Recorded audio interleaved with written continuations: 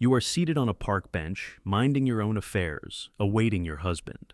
Suddenly, two dark shapes descend upon you. You lift your gaze, anticipating a pleasantry. Instead, you are met with restraints and a derisive smirk. They inform you that you are unwelcome. They seize you. Fabric rips. The sound is sickeningly amplified in the tranquil afternoon. Humiliation floods your face as onlookers extract their mobile devices.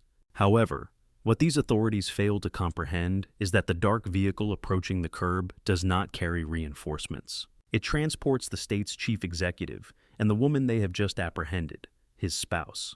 This is the account of how presumption obliterated two careers in mere moments.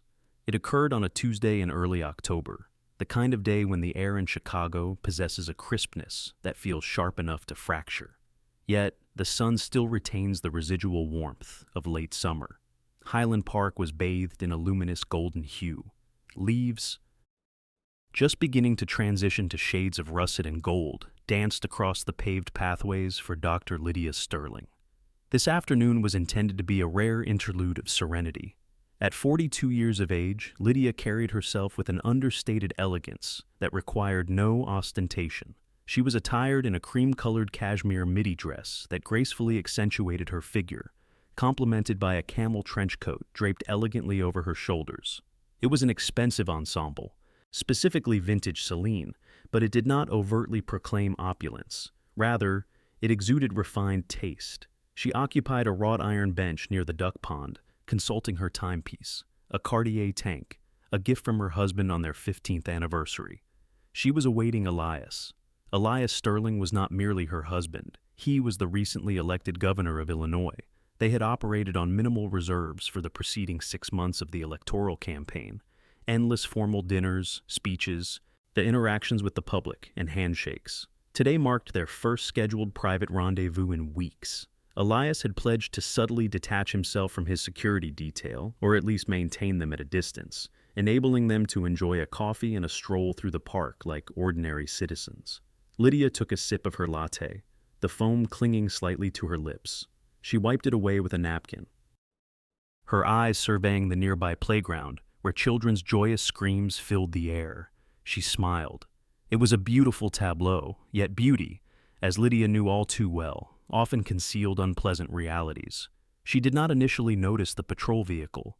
It was a standard-issue Ford Explorer, progressing inconspicuously along the park's perimeter path, its tires crunching over loose gravel. Within sat two officers who were about to commit the gravest error of their professional lives.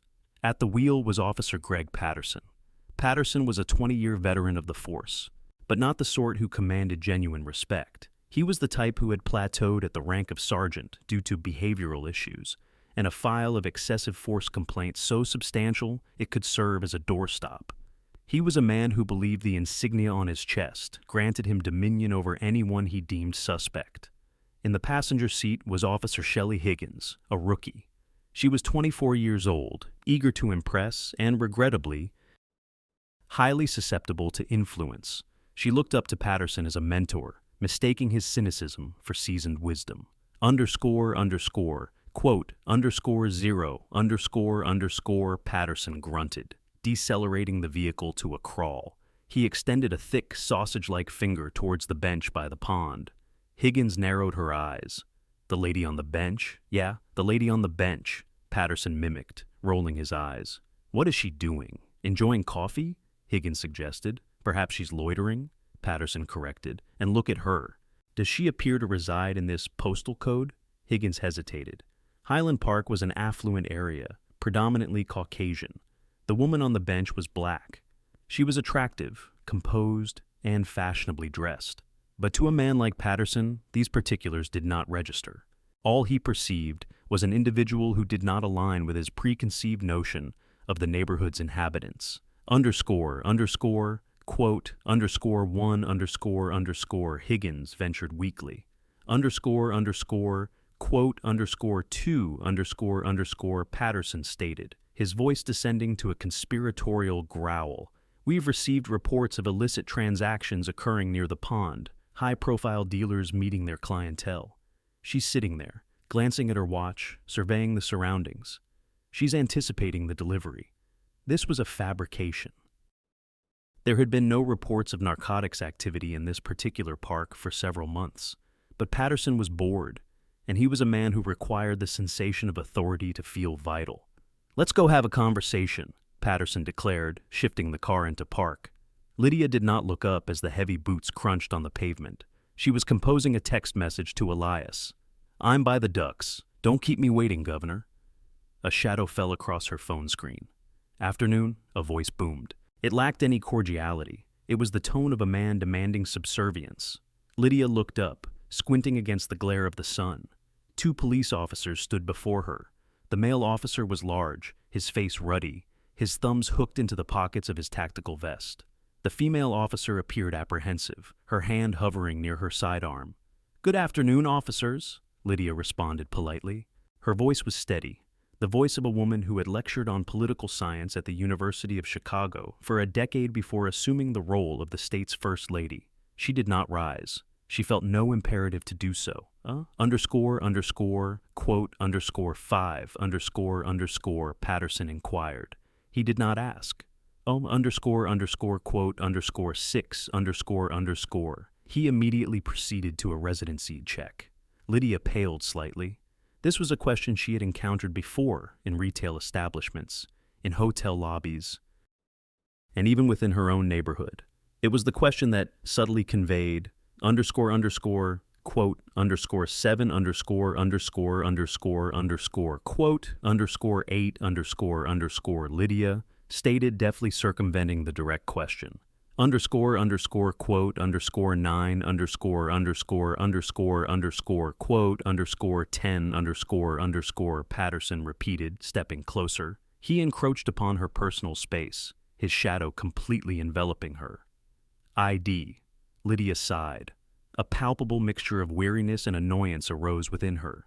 Quote, 11 She was well versed in the law. She understood her rights. However, she also recognized that to individuals like Patterson, such knowledge could be perceived as defiance. Patterson's countenance shifted to a shade of crimson that mirrored the autumnal foliage. He was unaccustomed to being refused, particularly by women who presented themselves as she did. "You are loitering in a high-risk zone," Patterson asserted, his voice escalating, "and you are disregarding a direct order from a law enforcement officer. Now, stand up and furnish me with your identification, or we shall have a confrontation." Higgins shifted uncomfortably. "Sergeant, perhaps we should simply de-escalate," Higgins suggested. Patterson snapped without diverting his gaze from Lydia. His eyes remained fixed upon her. Lydia's heart began to pound with increased intensity. She was not precisely fearful. She was incensed, yet she was also acutely aware of the potential danger. She reached for her handbag. Slowly. Quote, 16, she declared. Quote, 17, quote, 18, Patterson roared. Before Lydia could fully comprehend the unfolding events, Patterson lunged. He did not await her compliance. He seized her left arm, the one holding her phone, and yanked her upwards with violent force. Quote, 19. Lydia cried out, her coffee cup dislodging from her other hand, splashing hot liquid across her expensive trench coat. Quote, 20, Patterson bellowed. The universal justification employed by errant officers to legitimize their misconduct. He twisted her arm behind her back with gratuitous force. Lydia gasped in pain. She was not a woman of substantial physical stature. Patterson, weighing over 200 pounds, applied leverage that threatened to dislocate her shoulder from its socket. Quote, 21, Lydia articulated through gritted teeth, struggling to maintain her balance as he propelled her towards the bench.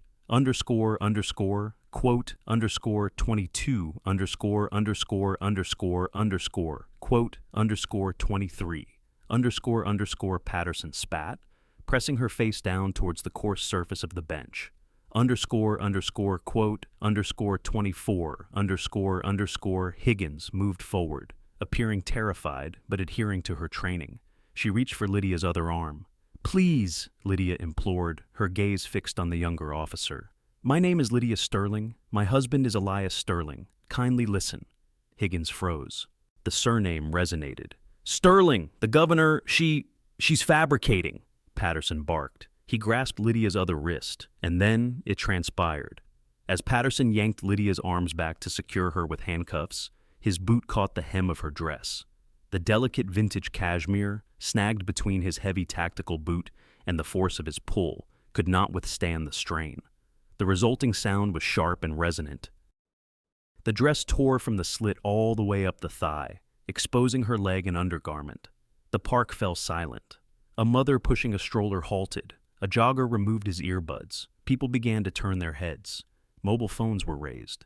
Lydia felt the chill air against her skin, but the burning sensation of shame was far more intense. Her dignity had been stripped away in mere seconds. Tears welled in her eyes, not from sorrow, but from pure, incandescent rage. "You tore my dress," she whispered, her voice trembling. "You should not have resisted," Patterson stated, breathing heavily as he clicked the handcuffs onto her wrists. He sounded triumphant, like a hunter who had just bagged their quarry. "Now, you're coming with us." He hauled her upwards, spinning her around. Her dress was ruined, hanging from her in tatters. Her coat was stained. Her hair was loosening from its pins. "Officer," Lydia began, her voice dropping to a chillingly calm register, "I want you to remember this precise moment. I want you to recall exactly how this feels, because this is the last time you will ever feel empowered." Patterson emitted a brief, harsh laugh. "Get in the vehicle." He began to shove her towards the patrol car. The crowd was growing. Someone shouted, "Hey, leave her alone!" "Back up!" Patterson yelled at the bystanders, his hand moving towards his taser. "Police business!" He had her by the car door. He was opening it, poised to force the First Lady of Illinois into the confined plastic rear seat of a squad car as if she were a common offender. That was when the low rumble of an engine cut through the tension. It was not the sound of an ordinary vehicle. It was the deep, powerful thrum of a V8. Tires screeched, not with the careless drift of a joyrider, but with the precision of a tactical stop. A massive black Chevrolet Suburban, its windows tinted to an opaque darkness, mounted the curb and halted abruptly 10 feet away. The grille lights, red and blue strobes concealed within the framework, ignited. Patterson paused, his hand on Lydia's head to push her down. Quote, 37, he muttered. The doors of the Suburban flew open before the vehicle had even fully settled on its suspension. 4 individuals emerged, clad in impeccably tailored dark suits and equipped with earpieces. They moved with a fluid efficiency and speed that made Patterson and Higgins appear amateurish. Quote, 38, the lead agent commanded. His weapon drawn but held in a low-ready position. Quote, 39, Patterson blinked. Quote, 40. Quote, 41, the agent roared, advancing. Then, the rear passenger door of the SUV opened. The individual who emerged did not rush. He did not shout. He fastened his suit jacket with a deliberate, icy motion. He was tall, with graying temples and eyes that currently seemed capable of igniting a conflagration. It was Elias Sterling. He surveyed the restraints on his wife's wrists. He observed the tear in her dress. He noted the coffee stains on her coat. Then, his gaze fell upon Officer Greg Patterson. Patterson's complexion transitioned from red to a pallid, sickly white. He recognized the man. Everyone in the state recognized the man. He had seen him on the news that very morning. Quote, 42, Patterson whispered. The word escaped his lips as if dropping a heavy stone. Elias walked forward, disregarding the agents flanking him. He stopped 2 feet from Patterson. The silence in the park was absolute. Even the birds seemed to have ceased their chirping. Quote, 43, Elias stated. His voice was quiet, yet it resonated with the force of thunder. Quote, 44, the silence that had descended upon Highland Park was oppressive, suffocating. It was the kind of silence that heralds an impending eruption. Officer Greg Patterson stood with his hand hovering near his holster, his fingers trembling. The adrenaline that had fueled his aggression moments earlier was rapidly curdling into a cold, nauseating dread. He looked at the man before him, Elias Sterling, the governor, the individual who authorized the state budget, the man who appointed the commissioners who supervised the state police. And then, he looked at the woman he had forcefully shoved face first into a wooden bench. The woman whose dress, a garment that likely cost more than his monthly mortgage payment, it was hanging in tatters around her thigh.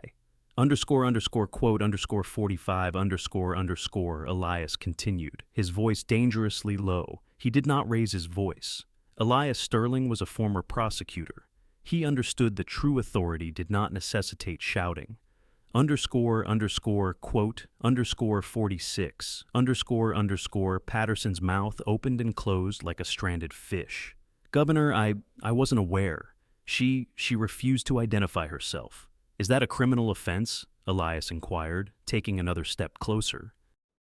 The lead security agent, a man named Agent Reynolds, moved in tandem with him, his hand firmly on his weapon, his eyes intently fixed on Patterson's unsteady hands. Quote, 49, quote, 50, Patterson stammered, resorting to the most hackneyed of falsehoods. Quote, 51, Lydia interjected. The sound of her voice broke the palpable tension. She turned her head, her cheek grazed and reddened from contact with the rough wood of the bench. She stood tall, despite her hands being bound behind her back. Her eyes were dry, but they blazed with a ferocity that caused Officer Higgins, standing uselessly to the side, to avert her gaze to her boots in shame.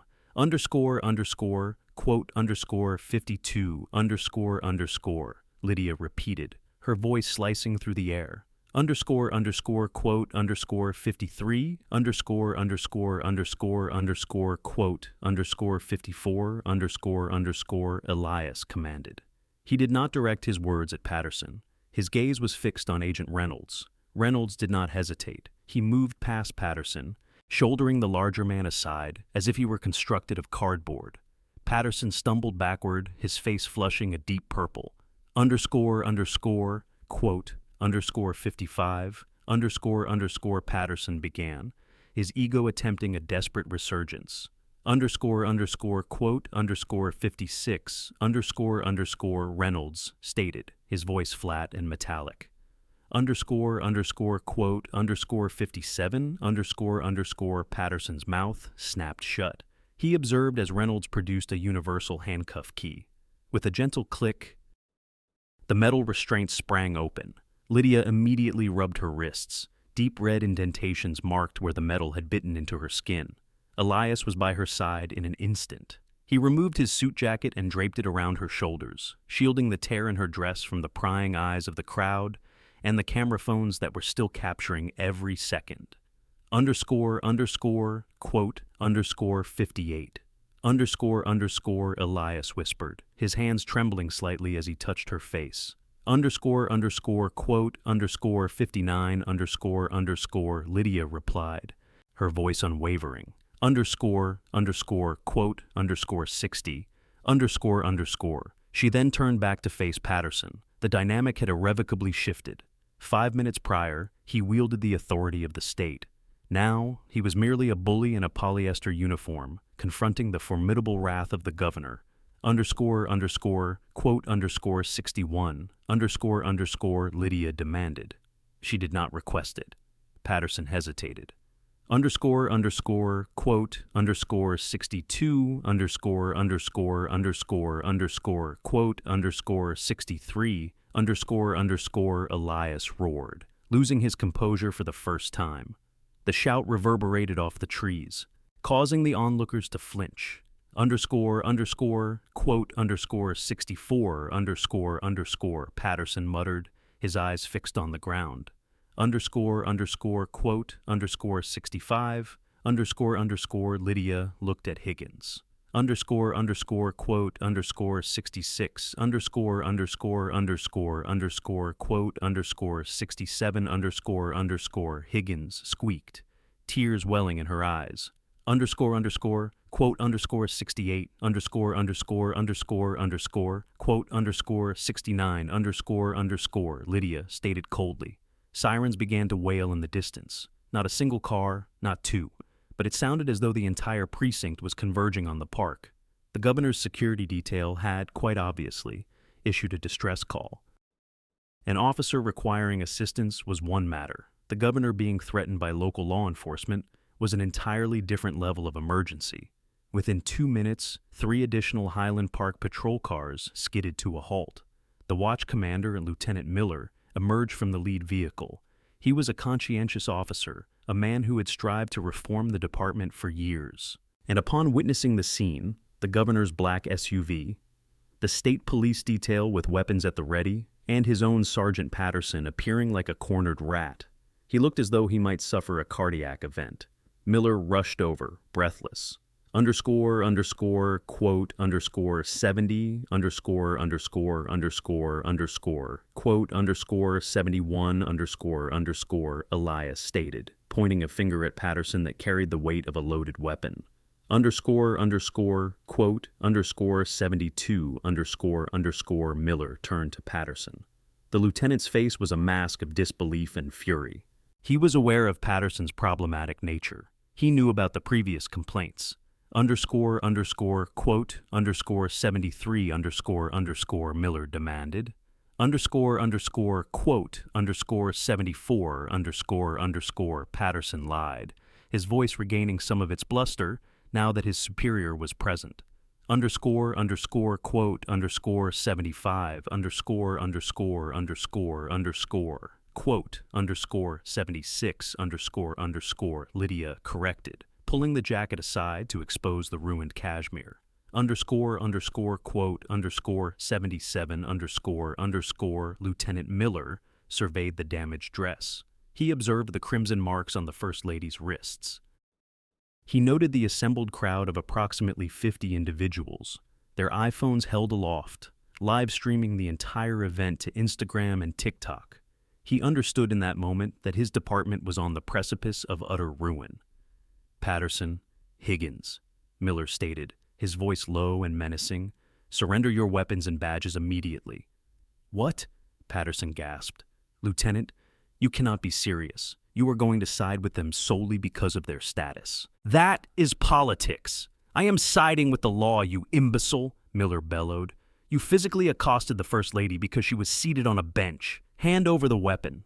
Reluctantly and with deliberate slowness, Patterson unbuckled his belt. He relinquished his Glock, followed by his badge. Higgins did likewise, openly sobbing now. You are relieved of duty pending an immediate investigation, Miller announced. Get into the back of my vehicle. You will not be driving. As Patterson was escorted away, stripped of his instruments of intimidation, he cast a backward glance at Lydia. There was no contrition in his eyes, only a smoldering, toxic animosity. He did not perceive a woman he had wronged. He saw a formidable adversary who had outmaneuvered him. This is far from over, his glare seemed to convey. Lydia met his gaze until he was forced into the rear of the cruiser. She did not flinch. Let's go home. Quote, 87 buckle up. Darling, quote, 88, we are about to go to war.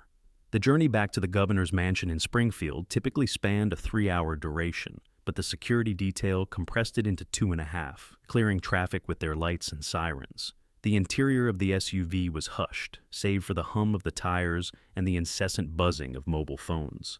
Elias was engaged in a conversation with the state attorney general. Lydia sat gazing out the window, applying an ice pack to her shoulder. The pain was beginning to manifest now, a dull, throbbing ache where Patterson had nearly wrenched her arm from its socket. I want every detail, Elias was saying into the phone, his voice taut.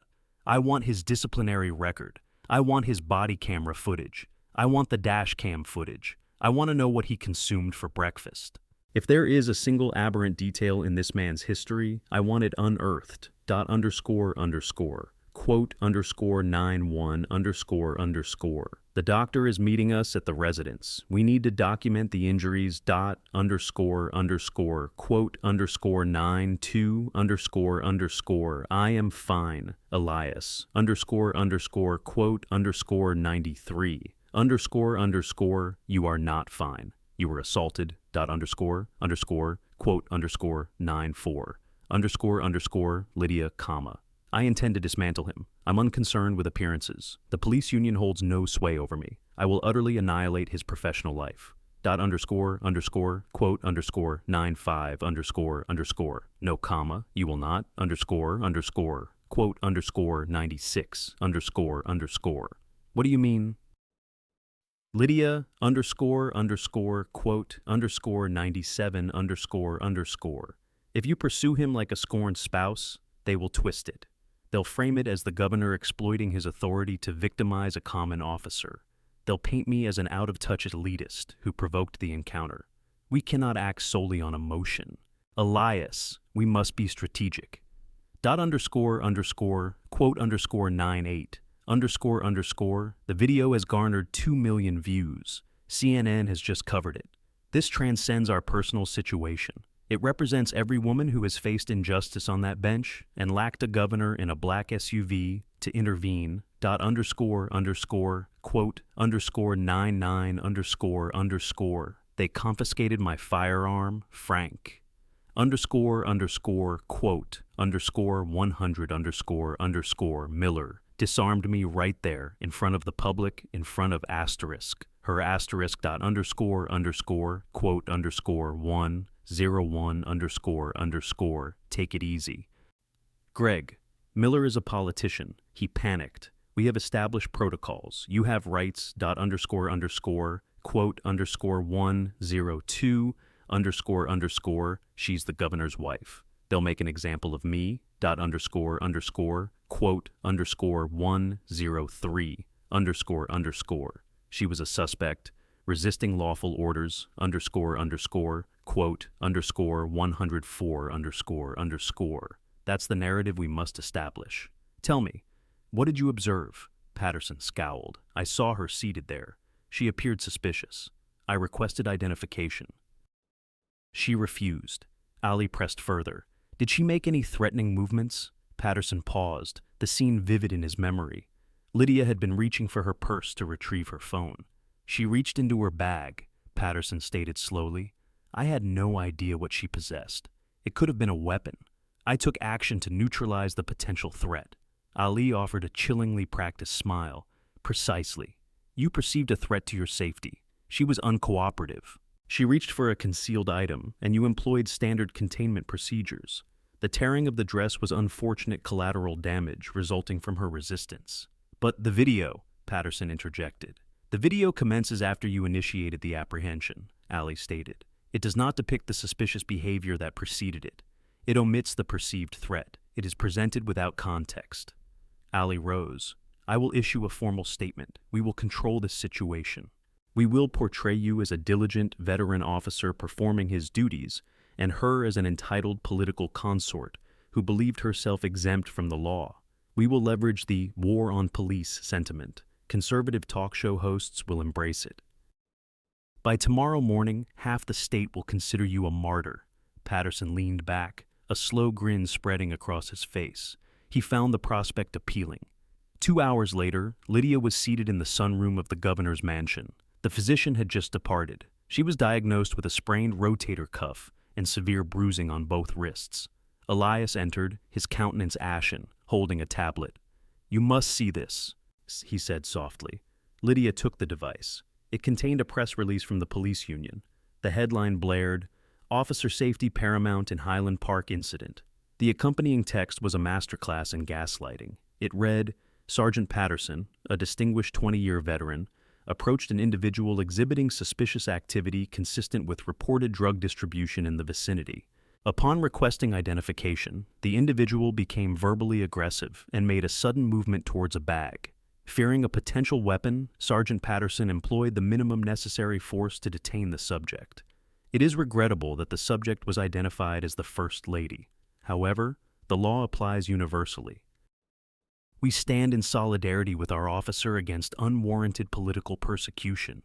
Lydia read the statement twice, a cold dread coiling in her stomach. They were proceeding. They intended to hold her accountable. They are fabricating falsehoods, Elias, he declared, pacing the room. There were no reports of drug distribution in that park. I've reviewed the logs. They are manufacturing probable cause. It makes no difference, Lydia responded, her gaze fixed on the screen. Examine the comments. She scrolled down. Asterisk, user 123 asterisk. Typical. Politicians believe they are above showing ID. Hashback, the blue asterisk, Freedom Eagle asterisk. She probably spat on him. We didn't see that part of the video. Asterisk, Law and Order asterisk. Why was she sitting there alone? Seems suspicious. Quote, underscore 1, 2, 1 underscore. They are seeking confrontation, quote, 122, They believe they can bury me beneath a heap of untruths, because I am a political spouse, quote, 123, They assume I will remain silent to safeguard your public standing. Quote, 124, contact the press pool. I want to hold a news conference tonight. Quote, 125, Lydia. Are you certain? Quote, 126, You are injured. We can postpone quote, 127, no comma, quote, 128, If I delay, their falsehood will become accepted reality. I will present myself, injuries and all, and recount precisely what transpired. Quote, 129, There is something else, Elias said. My chief of staff just received a call. A young person, a teenager, who was skateboarding in the park. What about him? Quote, 130, He claims he was recording before Patterson even exited his vehicle. He asserts he possesses the entire incident in 4K quote, 131, Where is the video? Quote, 132, The youth is frightened, Elias explained. He fears retribution from local law enforcement if he releases it. He wishes to know if we can guarantee his protection. Quote, 133, contact the state police colonel. Quote, 134, assign that young man a protective detail and secure that video. Quote, 135, Leo question mark, quote, 136, Mrs. Sterling. I didn't realize it was you until I saw the news. I swear. It's all right, Leo, quote, 138, You are secure here. No one will harm you. Quote, 139, My dad says cops stick together, quote, 140, He says if I show this, they'll come after me. Quote, 141, They will not, quote, 142, Because I am the governor, and I am assuring you that you are under the protection of the state of Illinois. Now please, show us what you have. Quote, 143, I was filming my friend attempting a kickflip on the stairs. The camera was rolling when the patrol car arrived. They didn't notice me because I was positioned behind the planter. He pressed play on the small screen. The scene unfolded with pristine clarity. The audio was sharp. The wind direction was accurately captured. The video depicted the patrol car idling. Patterson's voice could be heard. Look at her. The woman on the bench. Higgins, drinking coffee. Patterson, loitering. Higgins, she looks pleasant. Patterson. She appears to be a lookout. Let's go give her a fright. I'm bored. Higgins, Sarge, we have that domestic disturbance call on Elm Street. Patterson, ignore it. This will be more entertaining. Let's see if we can provoke a reaction from her. Lydia felt a chill of disbelief wash over her. It wasn't an oversight, it wasn't a misunderstanding, it was sport. He had assaulted her simply because he was bored. There is no mention of narcotics, Elias noted, his voice resonating with fury. No reports, no probable cause. He deliberately disregarded a dispatched call to harass you. He premeditated the escalation, Lydia whispered. He intended to provoke a reaction from me. She looked at Leo. You have no comprehension of the magnitude of what you have just done, Leo. You haven't just aided me, you have preserved the truth. Quote _ 156 earlier today. Quote _ 157 I was subjected to an assault in Highland Park.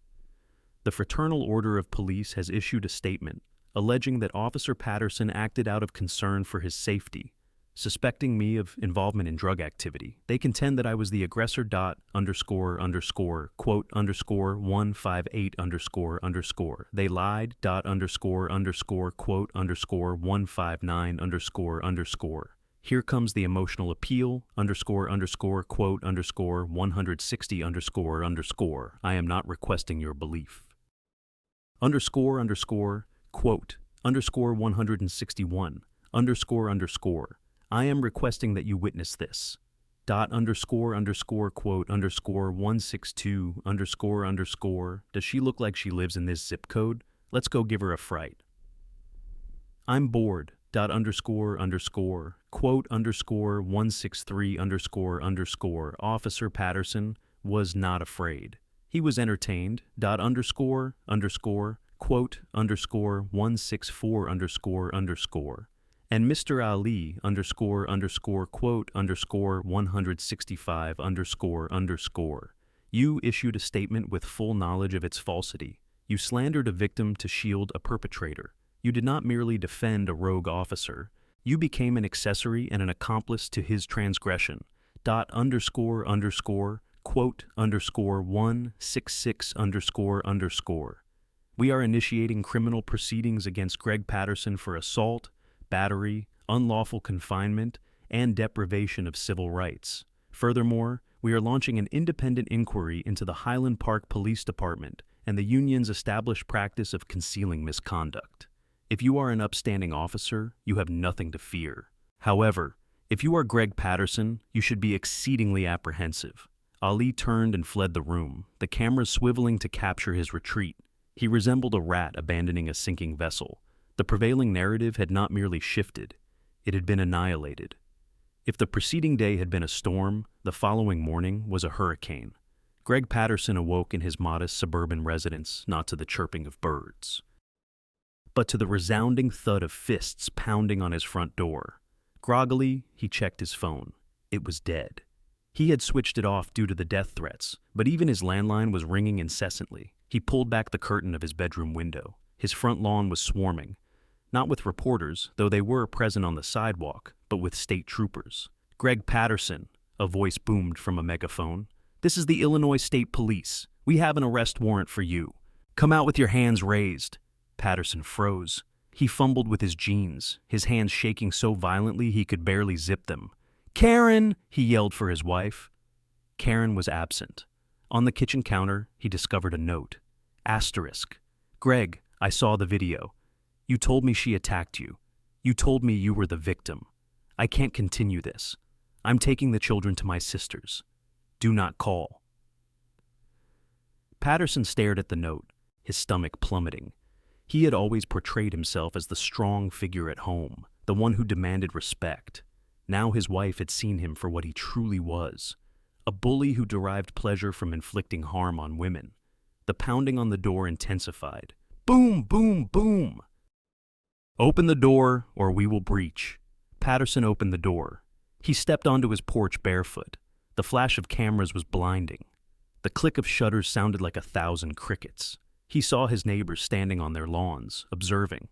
The man next door, Dave, with whom Patterson usually shared a beer on Fridays, turned his back and retreated inside, as Patterson was escorted down the walkway in handcuffs. This was not the administrative leave he had anticipated. These were real handcuffs, real charges. As they propelled him into the back of the state police cruiser, Patterson spotted Frank O'Malley standing near the perimeter tape. He appeared desperate. "Frank!" Patterson shouted, leaning toward the window. "Frank, get me a lawyer. Fix this." Ali regarded Patterson. Then he glanced at the cameras. Then, slowly and deliberately, Ali shook his head and turned away. The blue wall of silence had fractured. Ali was severing ties with the dead weight.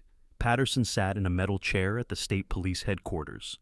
Across from him sat not a local colleague, but Special Prosecutor Marcus Thorne, a man known in legal circles as the Shark. Thorne had been appointed by the Attorney General specifically to circumvent any conflicts of interest. "You are facing a potential 10-year sentence, Greg," Thorne stated, flipping through a file.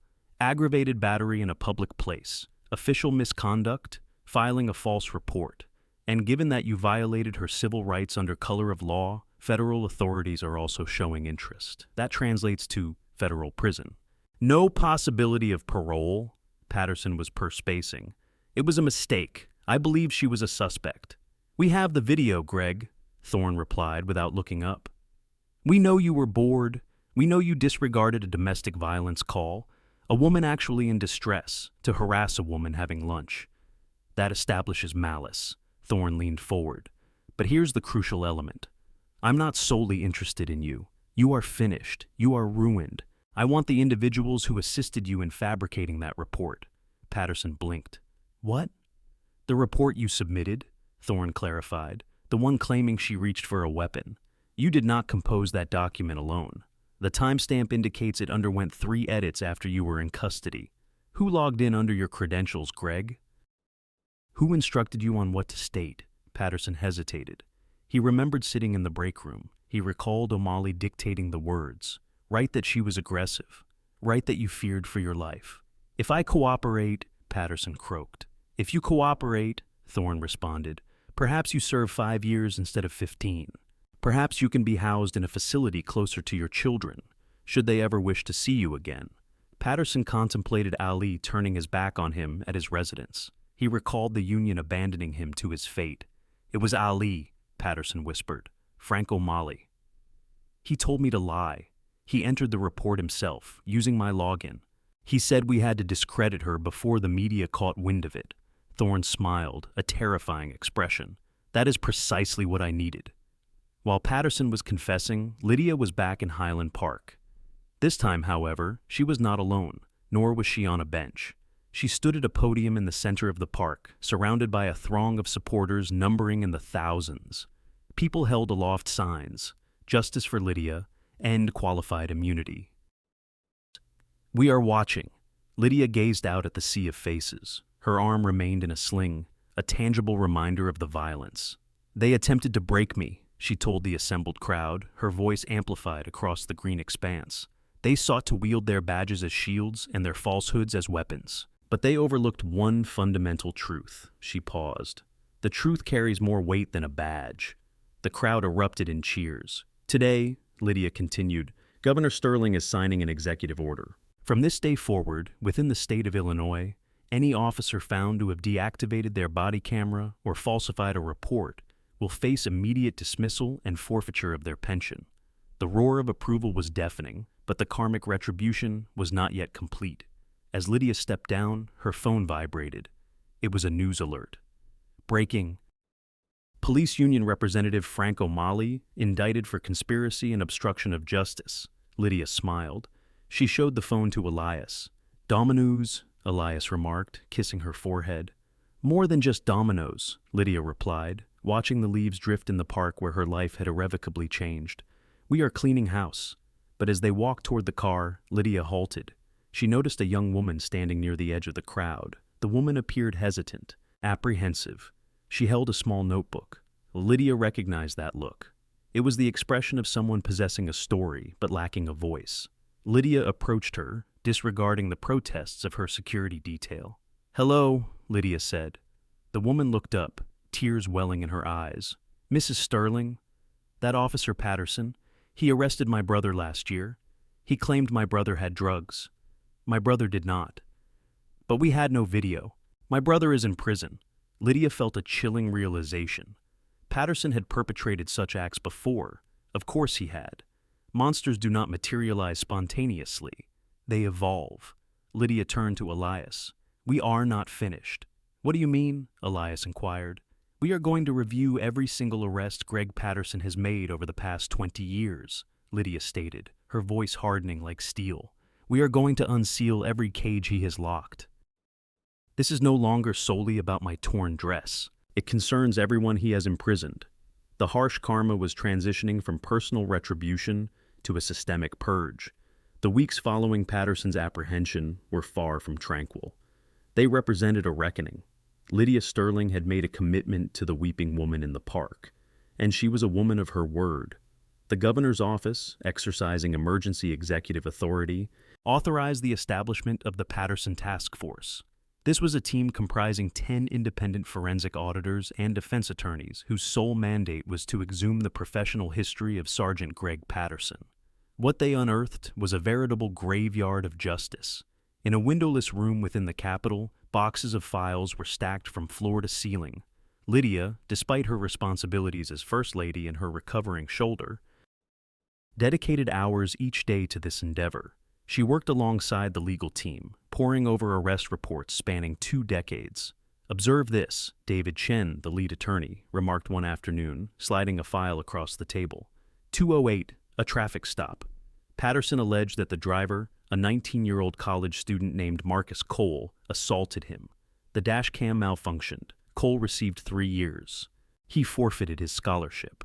Lydia read the report. It employed the identical language as her own. Subject became belligerent, feared for safety, preemptive force.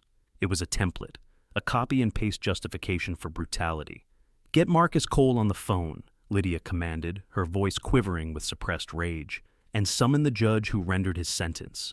6 months later, the Cook County Courthouse was filled to capacity. It was more than a trial. It was a public exorcism of corruption. Greg Patterson sat at the defense table. He bore no resemblance to the hulking bully who had patrolled Highland Park. He had lost 30 pounds. His suit hung loosely on his emaciated frame. His skin was sallow from months in solitary confinement, deemed necessary for his protection, as the general jail population would have descended upon a dirty cop. Seated beside him at a separate table was Frank O'Malley. The union representative had attempted to negotiate a deal, offering to provide testimony against Patterson in exchange for immunity. However, the special prosecutor, Marcus Thorne, had dismissed the proposal.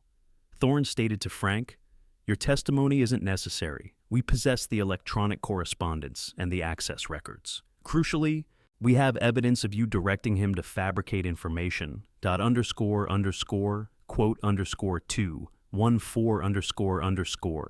Were you aware that she was the governor's spouse?" Patterson, his voice barely audible, responded, "No." The attorney pressed further. "Had you been cognizant of that fact, would your actions have differed?" A palpable silence descended upon the courtroom as all eyes turned to the jury. Patterson surveyed them, then his gaze shifted to Lydia, seated with an air of composure in the foremost row. "Yes," Patterson conceded, "I would not have laid a hand on her." A collective inhalation swept through the onlookers. Special Prosecutor Thorne rose to conduct his cross-examination, approaching the witness stand with deliberate steps. "So," Thorne began, his voice sharp and cutting, "you acknowledge that your conduct was deemed acceptable only when the victim was vulnerable. You admit to treating individuals differently based on your perception of their influential connections," Patterson stammered.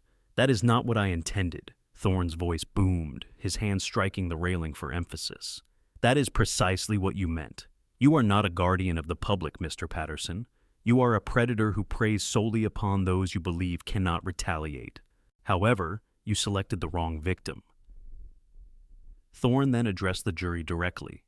"The defense would have you believe this was an error, a momentary lapse in judgment. It was not.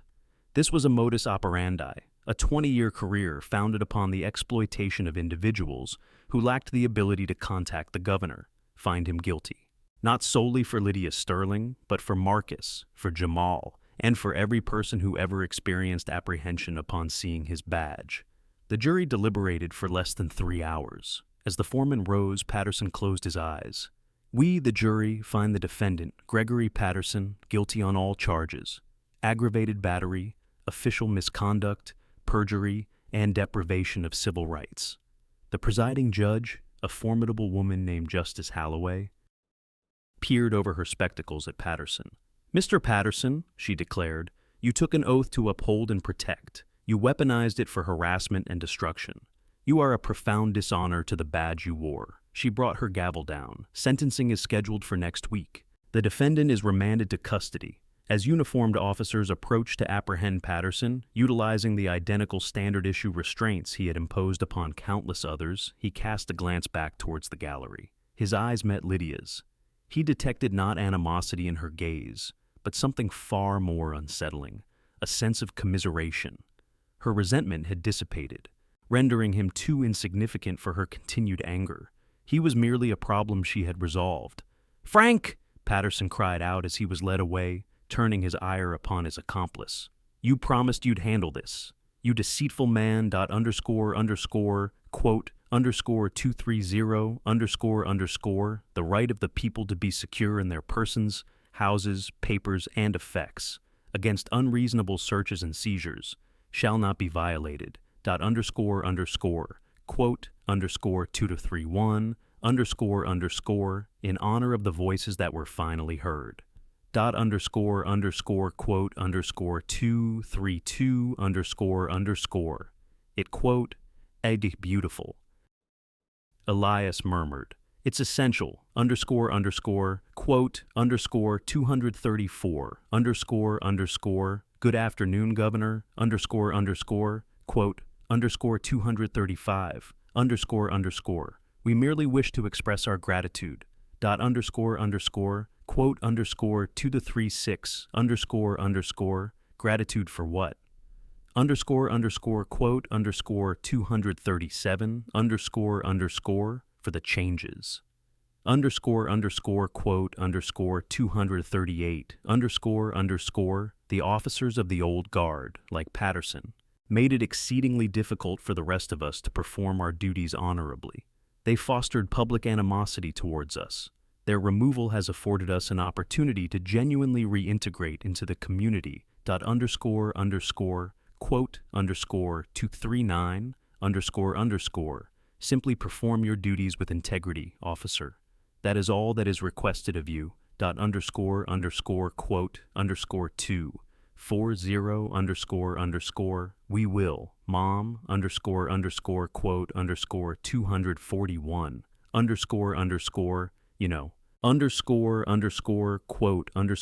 242, I lost a favorite dress in this park. Quote, 243, I believe I can procure a new one for you. Quote, 244, there, quote, no need, Lydia responded, observing the falling leaves. I believe the exchange was well worth it.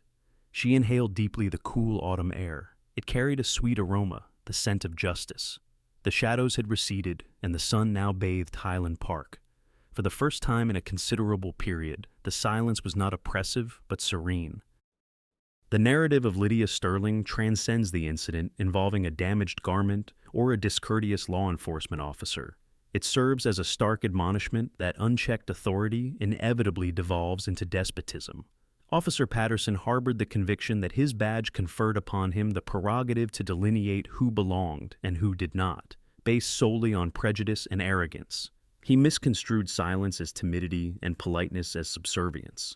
However, he learned unequivocally that inherent dignity is not dictated by one's residential locale, nor is true power defined by the accoutrements of a uniform. By asserting herself, Lydia not only salvaged her own reputation, but also dismantled a corrupt system, thereby amplifying the voices of those who had been systematically silenced for years.